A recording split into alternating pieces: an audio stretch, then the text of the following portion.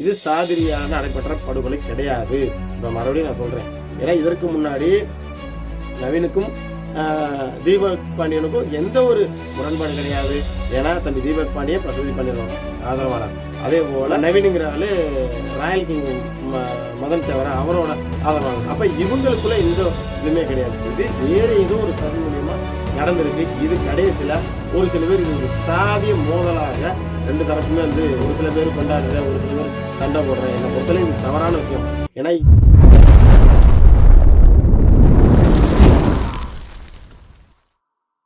என்னுடைய செயலும் சிந்தனையிலும் இந்த சமூகத்துக்கு பயனுள்ளதாக இருக்குன்னு நினைக்கிறவங்க மட்டும் இந்த மூவேந்தர் மீடியாவை சப்ஸ்கிரைப் பண்ணிவிட்டு பெல்லைக்கன் ஆள் கொடுத்து ஃபாலோ பண்ணிக்கோங்க. மூவேந்தர் மீடியாவுக்கு உதவணும்னு நினைக்கிற உறவுகள் கீழே கொடுக்கப்பட்டுள்ள வாட்ஸ்அப் நம்பருக்கு தொடர்பு கொள்ளுங்கள். நன்றி. உறவுகள் அனைவருக்கும் வணக்கம். நான் தினேஷ் முல்லர். இந்த காணொலி எதற்காண்டி அப்படின்னா, தொடர்ந்து என் தேவேந்திரகுல வேளாளர் சமூகத்தை சார்ந்த இளைஞர்களுக்கும் என் சகோதரர்களுக்கும் தொடர்ந்து ஒரு கருத்தை வலியுறுத்திட்டு வந்துக்கிட்டே இருக்கேன். அதாவது நமக்கு ஆயுத பாதைகளை விட அறிவு சார்ந்த பாதைகள் தான் சிறந்ததாக இருக்கும். அதனால் கல்வி, பொருளாதாரம், அரசியல் நோக்கி நம்ம பயணிக்கணும் அப்படின்னு தொடர்ந்து நம்ம மக்களுக்கு விழிப்புணர்வு ஏற்படுத்தும் விதமாக நிறைய கருத்துக்கள் பதிவு செஞ்சுட்டே இருக்கேன். ஆனால் இருந்தும் இந்த கருத்தை கட்டாயம் நம் தேவேந்திரகுல வேளாளர் சமூகத்தை சார்ந்த உறவுகளுக்கு பதிவு செய்யணுன்ற அடிப்படையில் தான் பதிவு செய்கிறேன். ஏன்னா ஆயுதம் எடுக்கணும்னு நினைக்கக்கூடிய நம் இளைஞர்களுக்கு இது ஒரு உதாரணமாக. ஏன்னா இதுவரைக்கும் ஆயுதம் எடுத்த நம் சமூகத்தில் இருக்கக்கூடிய ஆட்கள்லாம் என்ன இன்னல்கள் படுறாங்க, அதே போல் மாற்று சமூகங்களை எப்படி வெளியில் வராங்க, சரிங்களா, அப்படின்ற பற்றி தான் இந்த காணொலியில் முழுமையாக பார்க்க போகிறோம்.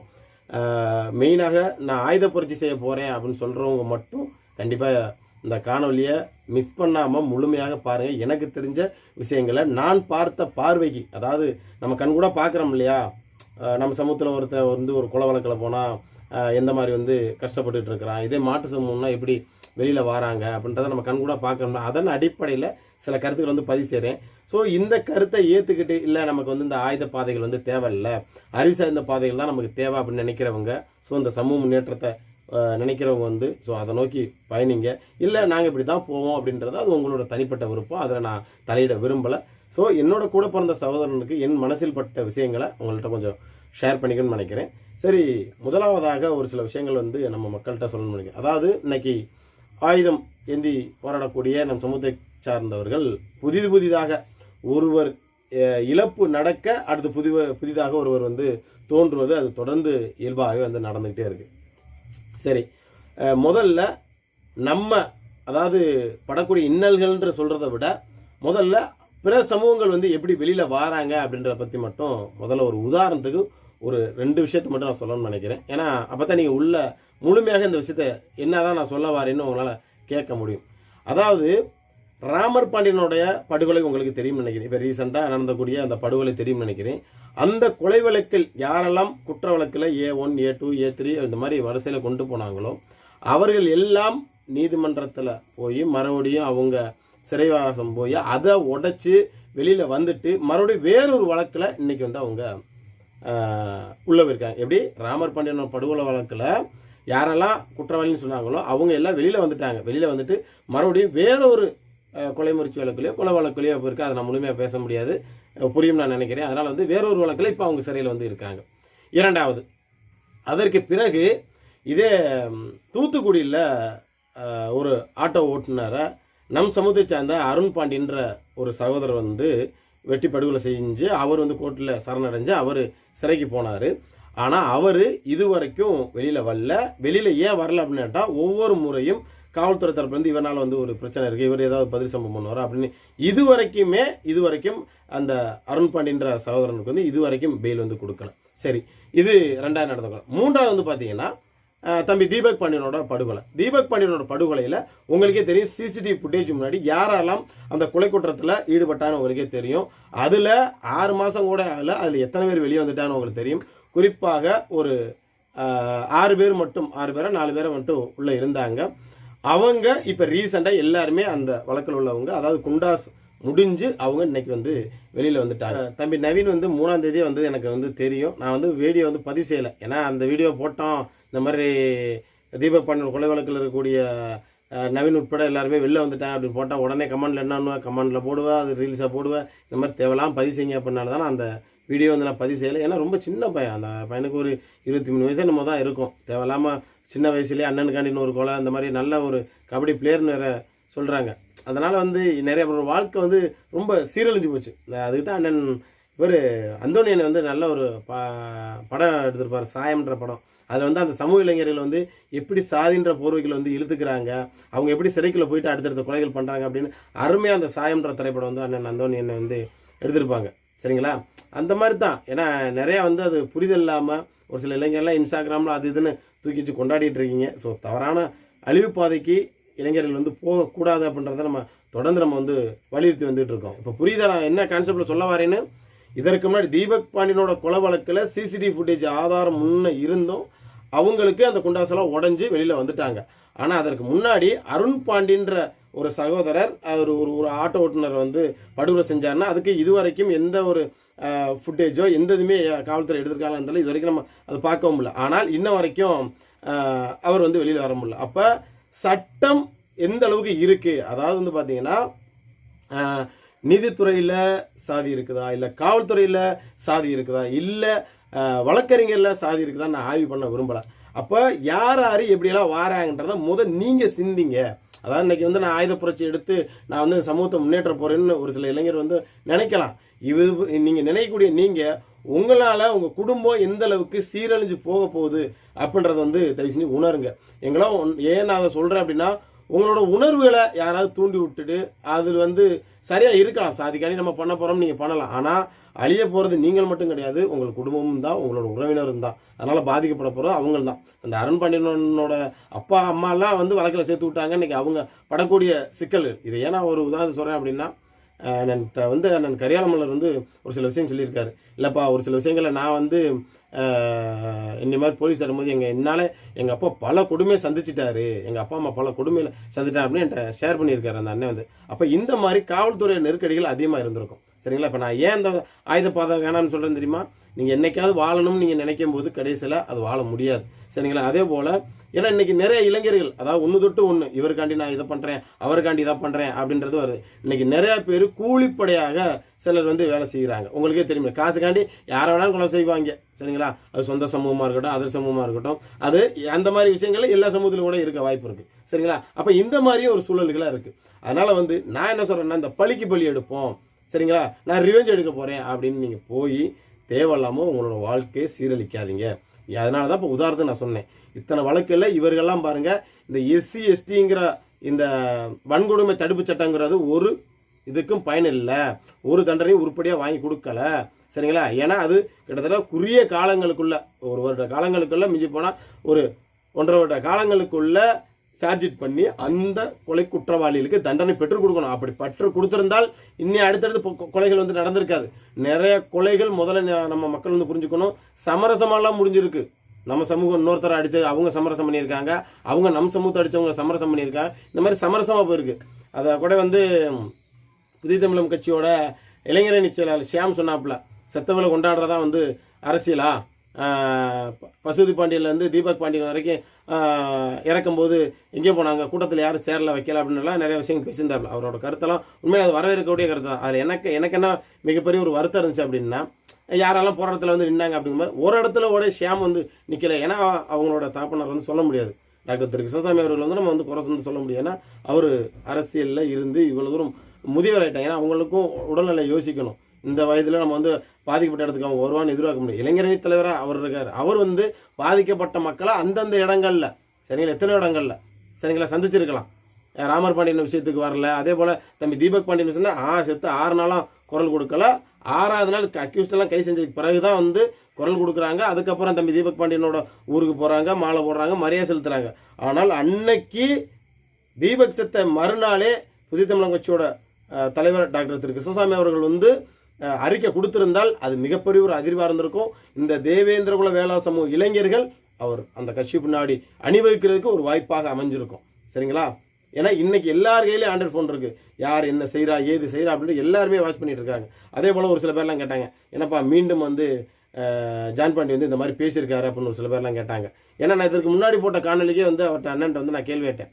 சரிங்களா? என்னென்ன அவரை வந்து இப்படி சொல்கிறீங்க, அப்போ நீங்கள் எப்படின்னா அப்படின்னா இதுக்கு முன்னாடி கேட்ட ஓயாமலாம் அதை வந்து நம்ம திருப்பி பேசிட்டு இருக்க மாட்டோம். ஏன்னா இங்கே எல்லாமே நல்லா தெரிஞ்சிடும். நான் சார்ந்திருக்க கட்சி, நான் சார்ந்திருக்க இயக்கம் அப்படின்ற மனநிலை தான் இங்கே நிறையா பேர்த்திட்ட இருக்குது. ஸோ அதை வந்து நீங்கள் புரிஞ்சுக்கணும். இப்போ வந்து தலைமைகளே நம்ம குறை சொல்ல விரும்பலை. ஆனால் மக்கள் இங்கே யாருமே குறை சொல்ல முடிஞ்சிடாது. சரிங்களா? அதனால் இவ்வளோ விஷயங்கள்ல நிறைய விஷயங்கள் வந்து இருக்குது. அதனால் வந்து இந்த தலைவர் ஏன் கொடுக்கல, அந்த தலைவர் ஏன் கொடுக்கல, ஆளாளுக்கு நம்மளுக்குள்ளேயே 6-8 போட்டி பொறாமைகள் இருக்குது. அதனால் ஒவ்வொருத்தருக்கும் ஒவ்வொரு எதிர்வினைப்பாடுகள் இதுகள் இருக்கும். நம்ம ஏன் இந்த விஷயத்தை நம்ம மென்ஷன் பண்ணுறோம் அப்படின்னா, நீங்கள் அதாவது உண்மையாக அந்த ஷியாம் சொன்ன ஒரு விஷயம் வந்து வரையக்கூடிய ஒரு விஷயந்தான். அதாவது எத்தனை நாள் தான் வந்து ஆயுத கலாச்சாரத்தை நோக்கி போக போகிறீங்களா, அரசியல் சார்ந்து நீங்கள் எப்போ வர போகிறீங்க, இதைத்தான் நான் சொல்கிறேன். ஆயுதத்தால் இந்த சமூக முன்னேற்றம் ஒருபோதும் வராது. அதுதான் நம்ம வந்து 3 விஷயத்தை மென்ஷன் பண்ணுவோம். 1 கல்வி, 2வது பொருளாதாரம், 3வது அரசியல். இதில் 3ல் நம்ம முன்னேறினா மட்டும்தான் இந்த சமூகம் அடுத்த கட்ட லெவலுக்கு போகுமே தவிர்த்து வந்து நான் பழிக்கு பழி அடிப்பேன், நான் திருப்பி வெட்டுவேன், ஏன்னா நான் மறுபடியும் ரிவெஞ்ச் அடிப்பேன்னு போனோம்னா மீண்டும் நம் தேவேந்திர குல வேளாளர் சமூகத்தை அந்த இளைஞர் வந்து வீண் வழக்கில், அதாவது ஒரு வழக்கில் போயிருப்பேன், அவனை அடுத்தடுத்த வழக்கில் காவல்துறை வந்து இணைச்சி விட்டுக்கிட்டே இருக்கும். காவல்துறை செய்யக்கூடிய அடக்குமுறை தொடர்ந்து கண் கூட நம்ம பார்த்துட்டு இருக்கிறோம். சரிங்களா? அப்போதான் வந்து நம்ம மக்கள் வந்து உணரணும் அப்படின்ற தான் சொல்கிறேன். இதே மாற்று சமூகத்தினா அவங்களுக்கு வந்து அழுத்தம் கொடுக்குறதுக்கு தனிப்பட்ட முறையில் ஆள் இருக்கும். ஆனால் நமக்கு யோசிச்சு பாருங்கள். அதனால் சிந்திக்கணும். அதனால தான் வந்து நான் என்ன சொல்கிறேன்னா, இந்த ஆயுத புரட்சி என்பது வந்து ஒருபோதுமே சமூகத்தை வந்து முன்னேற்றாது. முதல்ல புரிஞ்சுக்கோங்க. ஏன்னா நீ தம்பியெல்லாம் ஒரு ஃபோட்டோ அனுப்பிச்சுட்டு அண்ணே இந்த மாதிரி போட்டிருக்காங்கண்ணே, இதெல்லாம் காவல்துறை வந்து கேட்காத அப்படின்னு நம்ம கேட்கவும் முடியாது. காவல்துறை நடவடிக்கை எடுக்கிறது அவங்களோட கடமை. நம்ம என்னதான் வந்து புத்தகங்களை இப்படி கத்திட்டே நம்ம போக வேண்டியதான். சரிங்களா? அப்போ நம்ம அதுக்கு தான் நான் சொல்கிறேன், நம்ம இளைஞர்கள் வீண் வழக்கில் சிக்கக்கூடாதுன்றது என்னோட கருத்தை வந்து நான் பதிவு செய்கிறேன். சரி, அதனால தான் தேவையில்லாமல் சோசியல் மீடியாக்களை, சமூக வலைத்தளங்களில் நாங்கள் பழி எடுப்போம், தலை சித்தரும், பதறும், விரைவில் சம்பவம், இந்த மாதிரி விஷயங்கள்லாம் பேசாதீங்க. அறிவு சார்ந்து பேசுங்க, நல்ல விஷயங்களை பேசுங்க. அதே போல் சமூக முன்னேற்றத்துக்கு என்ன தேவை, நீ பட்டியல் வெளியிட்டதுக்கு என்ன தேவை, நம்ம சமூகத்துக்குள்ள ஒற்றுமை கொண்டு வரக்கு என்ன விஷயம், இந்த மாதிரி விஷயங்கள்லாம் கருத்து பதிவு செய்யுங்க. அல்ல எனக்கு இதிலெல்லாம் இன்ட்ரெஸ்ட் இல்லையா, ஏதாவது ஒரு சாங் வந்து ஏதாவது ரீல்ஸ் போட்டு போங்க. தேவையில்லாமல் முரண்பாடான விஷயங்கள் வந்து பொறுத்தரத்தை வந்து பதிவு செய்யாதுங்க அப்படின்றத நம்ம தொடர்ந்து நம்ம இளைஞர்களுக்கு வந்து நம்ம கருத்துக்களை வந்து பதிவு செஞ்சோம். சரிங்களா? இப்போ உங்களுக்கு வந்து புரியும்னு நினைக்கிறேன். நம்ம ஆயுதம் எடுத்தோம்னா எந்த அளவுக்கு போகும் அப்படின்னு. இன்றைக்கி நம்ம சமூகத்தில் இருக்கக்கூடிய எத்தனையோ கலப்புறாலும் நான் இதுக்கு முன்னாடியே சொல்லியிருக்கேன். அவங்களால நேரில் சந்திக்கும் போது எங்களை காவல்துறை ஒரு இடத்துல கூட நிம்மதியாக உறங்க விட மாட்டேங்குது. இங்கே இருக்கக்கூடாது, இங்கே இருந்து ஏதாவது ஒன்று இருந்தால் நாங்கள் போய் சொல்லணும், நீங்கள் இங்கே இருக்கக்கூடாது அப்படின்னு இன்னொரு இடத்துக்கு அனுப்புறது, இன்னொரு இடத்த போட்டு விரட்டினா அவங்க அங்கிட்டு இருந்து விரட்டுறது, எங்கள் டிஸ்ட்ரிக்டில் வராதிங்க, எங்கள் டிஸ்ட்ரிக்டில் வராங்கன்னா ஒவ்வொரு இடத்துலையும் அந்த எல்லைக்கு உட்பட்ட எஸ்பி வந்து வெளியே அனுப்பிச்சுடுறங்கிறதும், அவங்க ஒவ்வொரு நாளும் எங்கே இருக்கிறோம் தெரிஞ்சு வச்சு அப்படின்னா இல்லை நீங்கள் இந்த பகுதியில் இருக்கக்கூடாது, நீங்கள் வெளில எங்கேயா போயிருங்க. அப்போ இந்த மாதிரியான ஓட்டங்கள் எந்த மாதிரி இருக்குன்னு தெரியுமா? அப்படி இல்லை, நீங்கள் புரிஞ்சுக்கணும், அந்த மாதிரி வழக்கில் இருக்கிறவங்ககிட்ட கேளுங்க. சரிங்களா? அதனால் வந்து இருப்பது இந்த ஒரு ஜென்மம் தான். இதில் வந்து நம்ம வந்து நடந்துருச்சு. இனி நம்ம வந்து மறுபடியும் திருப்பி பண்ணுறனால எதுவும் கிடைச்சிட போட கிடையாது. இப்போ நீங்கள் ஒரு ஆளை பண்ணீங்க, திருப்பி இவங்ககிட்ட ஒரு உறக்கம் நடக்கும். என்னை பொறுத்தளவு நான் என்ன சொல்கிறேன்னா, தாளையத்தில் கண்ணன் என்ற அந்த கட்டட தொழிலாளியை தம்பி தீபக் பாண்டியன் பண்ணதே தவறு தான் நான் சொல்லுவேன். ஏன்னா அவர் வந்து இவர் தான் ரூமர் கொடுக்குறாரோ வைக்கிறாரோ அப்படின்ற மாதிரி ஒரு விஷயம் பண்ணியிருந்தாப்புல. ஆனால் இருந்தாலும் அது தவறான ஒரு விஷயம். என்ன பொறுத்தாலும் நான் சொல்கிறேன், அதற்கு முன்னாடி நடந்த விஷயங்கள்லாம் முழுமையாக நமக்கு தெரியாது, எனக்கு தெரிஞ்சு சொல்கிறேன். சரிங்களா? அவங்களோட ஒரு அதுக்கு பழிக்கு பழி எடுக்கணும் அப்படின்னு தான் ஜேக்கப் வந்து நினச்சது. அந்த ஆடியோ கூட ரிலீஸ் ஆனது. ஆனால் மீண்டும் சொல்கிறேன், இந்த தம்பி தீபக் பாண்டியனுடைய படுகொலை என்பது சாதி ரீதியாக நடைபெற்ற படுகொலை கிடையாது. அது எங்கள் 2 பேருக்கு மோட்டிவோ எதுவுமே கிடையாது. ஆனால் இது வேறு யார் மூலியமாக, அதாவது இப்போ நமக்கு ஒரு உதாரணம் சொன்னோமா, இப்போ அந்த நவீன் டீம் வந்து பார்த்தீங்கன்னா ஆற்காடு சுரேஷ் வந்து அடித்தாங்க. ஏன்னா அவர் ஒரு மிகப்பெரிய ஒரு ரவுடியாக இருந்திருக்காப்புல அந்த பகுதியில். இவர் அடித்தா நமக்கு ஒரு பேராகும், ஒரு ரவுடியாக ஃபார்ம் ஆகணும்னு நினைக்கிறவங்க இவர் அடித்தா நமக்கு ஒரு ஃபார்ம் ஆகும். ஏன்னா இது ஒரு சினிமாவிலே நம்ம வந்து பார்த்துருப்போம், இவங்களை அடித்தா நம்ம வந்து ஃபேமஸ் ஆகிடலாம் அப்படின்ற மாதிரி. ஸோ இதன் அடிப்படையில் தான் அப்போ இந்த தீபக் விஷயம் இன்ஸ்டாகிராம் எல்லாத்துலேயும் பயங்கரமாக போயிட்டுருக்குது. இந்த 2 தரப்பும் போயிட்டுருக்கு. சரி, இவங்க வந்து இந்த ஜேக்கப் என்ற அந்த பையன் வந்து உள்ளே இருக்கா, எதுவும் பண்ண முடியல. அப்போ இந்த ஒரு விஷயத்த, அதை இன்னொரு விஷயம் சொன்னாங்க, அது உண்மையாக பையனோட தெரில, வேற ஒரு ஆளை வந்து பண்ண போனதை வந்து தேவையில்லாமல் இது ஒரு பேருக்காண்டி அடித்த ஒரு விஷயம், இல்லை காசுக்காண்டி அடித்த விஷயம் அப்படின்றதும் சொல்கிறாங்க. இது உண்மை இது போயின்ற நமக்கு தெரியாது. ஸோ இது நான் அப்படித்தான் அதை வந்து நம்ம பார்க்குறோமே தவிர்த்து வந்து இது சாதிரியாக நடைபெற்ற படுகொலை கிடையாது. இப்போ மறுபடியும் நான் சொல்கிறேன், ஏன்னா இதற்கு முன்னாடி நவீனுக்கும் தீபக் பாண்டியனுக்கும் எந்த ஒரு முரண்பாடு கிடையாது. ஏன்னா தம்பி தீபக் பாண்டியன் பசுபதி பாண்டியனோட ஆதரவாளர். அதே போல் நம்ம நவீனுங்கிற ஆள் ராயல் கிங் மதன் தேவரா அவரோட ஆதரவாளர். அப்போ இவங்களுக்குள்ள எந்த இதுவுமே கிடையாது. இது வேறு ஏதோ ஒரு சதி மூலியமாக நடந்திருக்கு. இது கடைசியில் ஒரு சில பேர் இது ஒரு சாதிய மோதலாக ரெண்டு தரப்புமே வந்து ஒரு சில பேர் கொண்டாடுற, ஒரு சில பேர் சண்டை போடுறேன். என்னை பொறுத்தவரை இது தவறான விஷயம். ஏன்னா இனி வரக்கூடிய இளைய தலைமுறைகள் வந்து முதல்ல இந்த ஆயுத கலாச்சாரத்தை கீழே போட்டுவிட்டு மது கலாச்சாரத்திலேருந்து வெளியில் வாங்க, கஞ்சா கலாச்சாரத்திலேருந்து வெளியில் வந்துட்டு அண்ணன் தம்பியாக, நண்பர்களாக, சகோதரனாக எல்லாரும் பழகணும் அப்படின்னு தான் நம்ம ஒவ்வொரு முறையும் வந்து நம்ம வந்து பொதுவாகவே நம்ம எல்லா இளைஞருக்குமே வந்து நம்ம சொல்லிட்டு இருக்கிறோம். அதனால் வந்து ஆயுதம் என்பது ஒருபோதுமே வந்து தீர்வு வந்து கொடுக்க முடியாது. இன்றைக்கி ஆயுதம் எடுத்தாலும் யாராவது ஒரு ஆள் நிம்மதியாக ஒரு டீ கடையில் டீ குடிக்க முடியுமா? யோசிச்சு பாருங்கள். ஒரு உறவினரோட சந்தோஷமாக ஒரு கோயிலுக்கு போக முடியுமா? ஒரு நல்ல காரியத்துக்கு போக முடியும், ஒரு கெட்ட காரியத்துக்கு போக முடியும். எங்கே போனாலும் எந்த சமூகமாக இருந்தாலும் கொலை வழக்கில் ஈடுபட்டுட்டாலோ பயந்து தான் வாழ வேண்டியதாக இருக்குது. சரிங்களா? சாவு என்பது கூட வந்து பார்த்திங்கன்னா ஒரே நேரத்தில் இறந்துருவோம். ஆனால் எவனாலேயாவது நமக்கு சாவு வந்துடுவோன்னு ஒவ்வொரு டைமும் ஓடுறான் பாரு, தினம் சாவுக்கு சமம். இங்கிட்டு இருந்து வந்துடுவானோ அங்கிட்டு இருந்து வரணும், அது பயந்தே சாகிறதுக்கான ஒரு சமம். அந்த ஒரு வாழ்க்கை நமக்கு தேவையா? அதனால தான் நம்ம இளைஞர்கள் சொல்கிறேன், தயவு செஞ்சு ஆயுதம் என்பது நம்ம சமூகத்திற்கு தேவை கிடையாது. அதனால் சிந்திங்க. தயவு செஞ்சு உங்களோட பாதம் தொட்டு கேட்டிருக்கிறேன்.